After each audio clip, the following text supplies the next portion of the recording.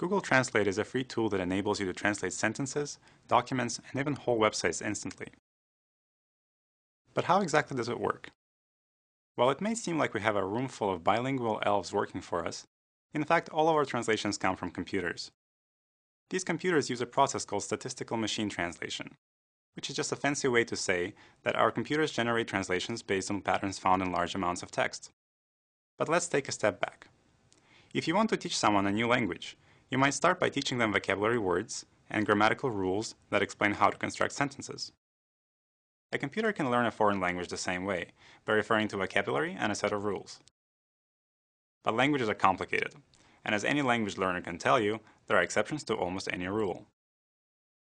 When you try to capture all of these exceptions, and exceptions to the exceptions, in a computer program, the translation quality begins to break down.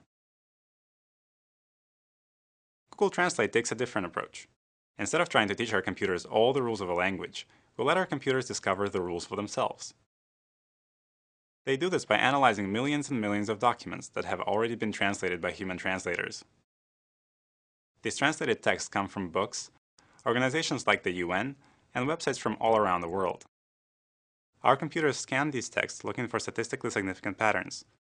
That is to say, patterns between the translation and the original text that are unlikely to occur by chance. Once the computer finds a pattern, it can use this pattern to translate similar text in the future. When you repeat this process billions of times, you end up with billions of patterns and one very smart computer program. For some languages, however, we have fewer translated documents available, and therefore fewer patterns that our software has detected.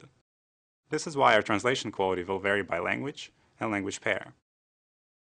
We know our translations aren't always perfect, but by constantly providing new translated texts, we can make our computers smarter and our translations better.